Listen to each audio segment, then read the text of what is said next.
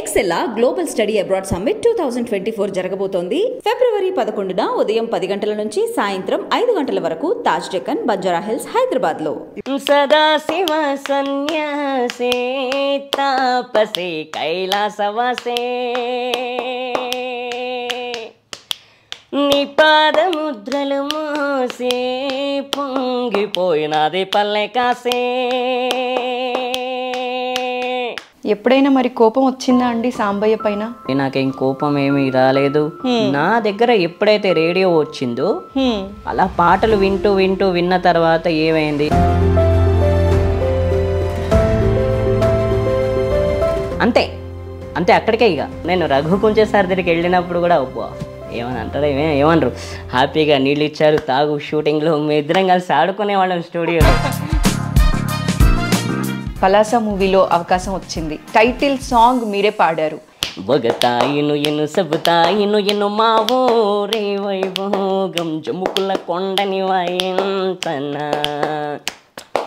ఇక మంచి మంచి పాటలు పడతాయి అనుకున్నాం, కానీ ఆ తరువాత అవకాశాలు మీ తలుపు తట్టలేదంటారా? వాళ్ళకి చిన్నప్పటి నుంచి ఇలా పుట్టానని నాకు బాధ ఉండే, కానీ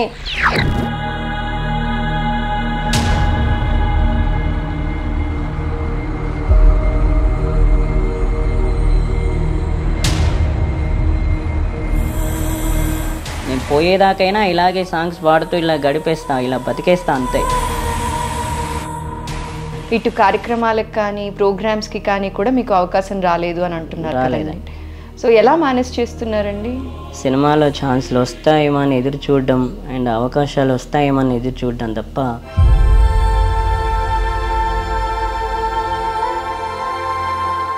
నీవు లేవురా నేను లేనురా అవనిలో నా అమ్మ లేని మనిషి అసలు లేడురా.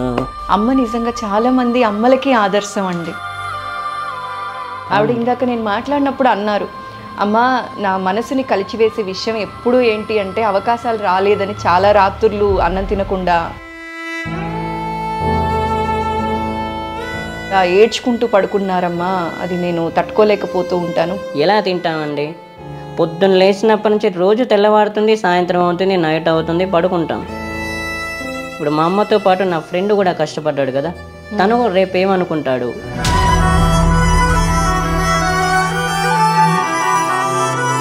బయటకు అనుకున్నా కొంచెం అనుకుంటారేమో నాకు అనిపిస్తుంది. ఎప్పుడైనా క్లాస్ మిస్ అయినా ఎక్కడికైనా మీరు అడిగిన కార్యక్రమానికి కానీ దానికి తీసుకెళ్ళకపోయినా ఏడుస్తారట, ఇంట్లో అన్నం తినరట, ఏంటి అసలు? రచ్చ చేస్తున్నారు.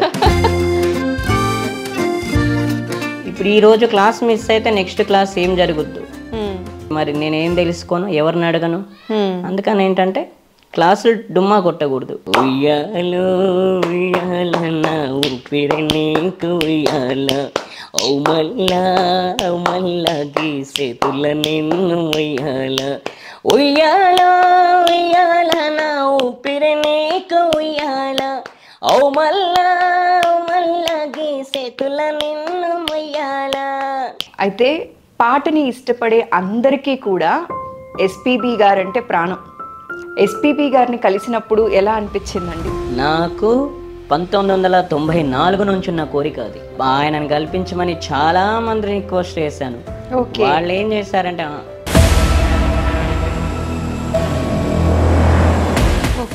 పేరు చెప్పకూడదు కానీ ఇంకొక ఆయన ఏమన్నారంటే 6 months తర్వాత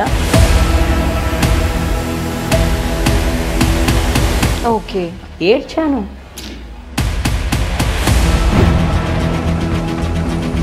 అది 2014లో మా క్లాస్కి వచ్చారు ఆయన. ఇలా పట్టుకున్నాను, మామూలుగా లేదు. కొన్ని సంవత్సరాల కళ, గింతున్నప్పటి కళ, అది గింతున్నప్పటి కళ. నేను అందుకే రామాచారి సార్కి థ్యాంక్స్ చెప్తున్నా. లాలి పాడుతున్నది గాలి, లాలి రాగాలలో నువ్వు ఎలా ఊగాలి,